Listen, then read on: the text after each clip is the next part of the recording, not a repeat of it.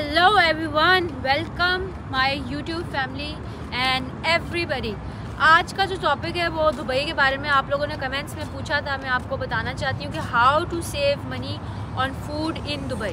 आपने क्या क्या मेजर्स लेने हैं जिसमें आप पैसे जो है ना वो खाने पीने पे कम खर्चेंगे और आप यहाँ पर एटलीस्ट सर्वाइव कर पाएंगे।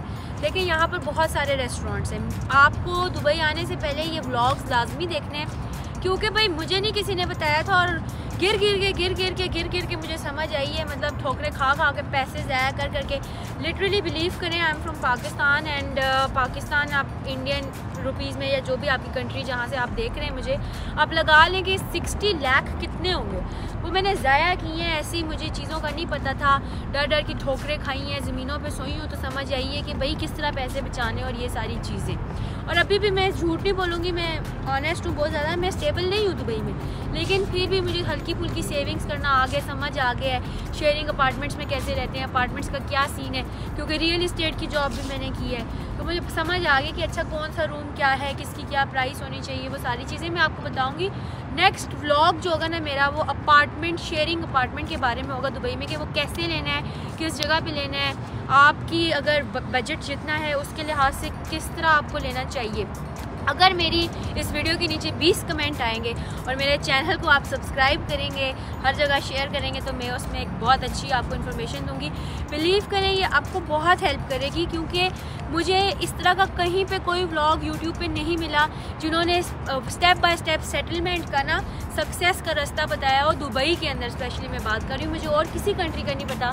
मैंने सऊदीया और दुबई ट्रैवल किया, तो मैं आपको इसमें हेल्प कर सकती हूँ। मेरी किसी ने हेल्प नहीं की थी and I live by this principle के help others so that you know, जैसे एक होता है ना कि कार्मा हिट्स यू हार्ड, तो इस तरह आप अगर दूसरे लोगों की मदद करेंगे तो आपके साथ भी चीज़ें अच्छी ही जाएंगी। क्योंकि मैंने अभी बहुत सारी स्ट्रगलिंग चीज़ें देख ली हैं। अभी भी आप देखें ये ब्लॉग बनाते हुए मेरी तबीयत ख़राब है, because I live alone in Dubai and every day is a tension day. But ये स्टार्ट की चीज़ें होती हैं, आपके साथ भी होंगी, फिर सब सेटल हो जाएगा and I know that. But being honest मैं आपको बता रही हूँ कि ये चीज़ें अगर आप नहीं चाहते जो मेरे साथ हुई, बचना उनसे, तो आप ये व्लॉग्स देखें और कमेंट करें ताकि मैं नेक्स्ट अच्छा सा शेयर कर सकूँ आपसे व्लॉग, के मुझे भी थोड़ी सी मोटिवेशन मिले। तो आपने फूड पे ऐसे पैसे बचाने हैं दुबई में कि सबसे पहले आपने अपना ग्रॉसरी का बजट जो है ना वो कैलकुलेट करना है कि क्या है। मैं जब आई थी ना तो मैं हज़ार दिरहम की ग्रॉसरी करती थी। 1000 दिरहम आप पाकिस्तानी लगा लें महीने की 1 लाख की। जबकि जब मैं पाकिस्तान में थी मेरी महीने की हार्डली जो थी वो 5 या 6 हज़ार की ग्रॉसरी आती थी, with chicken with meat and everything. 5-6 चले कम कर दें आप, क्योंकि इन्फ्लेशन पाकिस्तान में ज़्यादा हो चुकी है, तो आप कर लें 10,000 15,000 कर लें, फिर भी लाख रुपए नहीं होती थी। लेकिन जब मैं यहाँ आई हूँ तो आपने जब अपनी कंट्री से मूव करना है ना, तो आपके एक्सपेंसेस सेम होंगे तो आप सर्वाइव कर सकेंगे।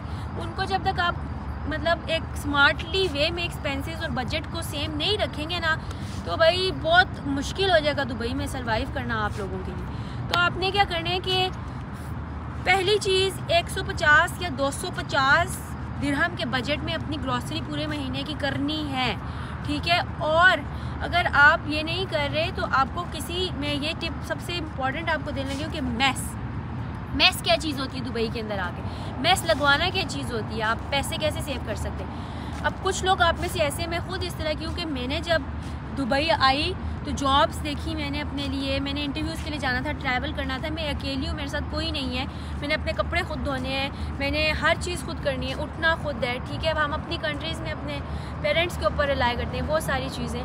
तो आपने क्या करना है कि देखिए आप सब कुछ खुद करना है आपने, तो आपको टाइम नहीं मिलेगा ना, खाना पकाने का टाइम नहीं है आपके पास।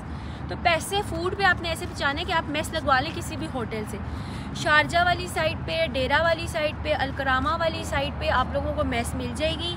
इतनी अच्छी डिटेल्स मैं आपको दे रही हूँ, इतनी डिटेल्स में बता रही हूँ। मरीना में आपको मेस नहीं मिलेगी, कोई ऐसा रेस्टोरेंट नहीं होगा JBR में डाउनटाउन में जो सॉरी जो टूरिस्ट फेवरेट स्पॉट्स है ना, वहाँ पर आपकी फूड में बचत नहीं होगी, ये याद रखें। उसकी वजह क्या है? उसकी वजह ये है कि वहाँ पर ग्रॉसरीज जो है ना वो महंगी है। यहाँ पर सबसे सस्ता स्टोर, मुझे मेरे साथ जब मैं शेयरिंग अपार्टमेंट में रहती थी एक ब्राज़ीलियन लड़की रहती थी, उसने बताया था कि आमना तुम क्यों दूसरे मार्ट से शॉपिंग कर रही, तुम पागल तो, तुम्हारे पास बहुत पैसे, तुम बहुत अमीर हो।